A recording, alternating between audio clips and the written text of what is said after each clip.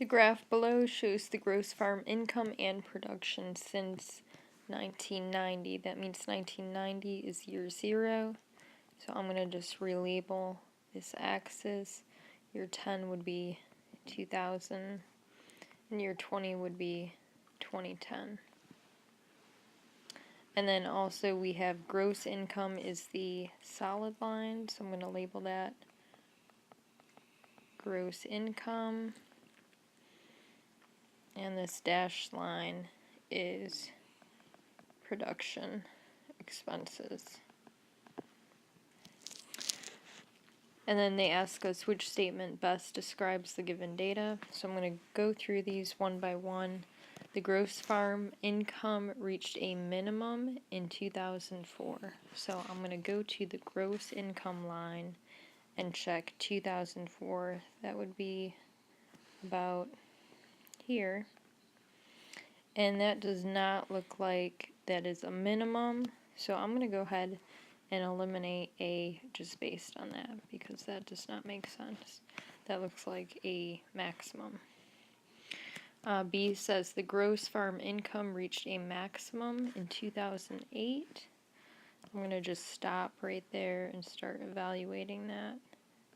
So gross farm income, max, 2008. So I should be looking at the solid line. That does look like a maximum, so that checks out. And then the second part of that statement says the production expenses reached a minimum in 2002.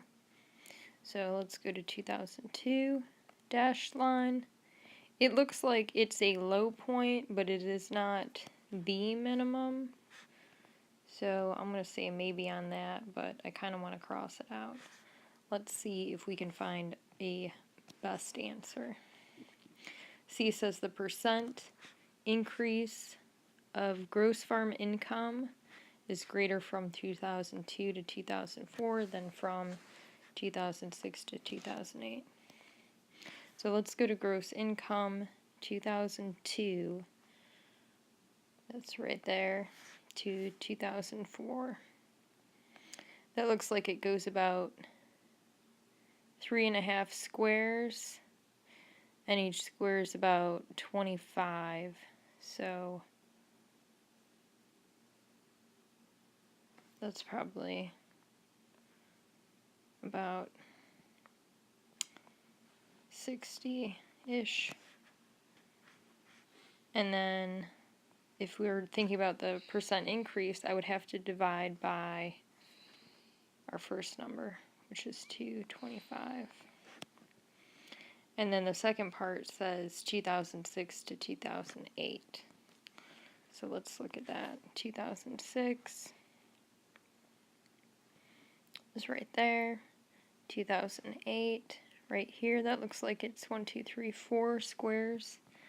That would be 100. And then we want to divide by the first point, which is 275.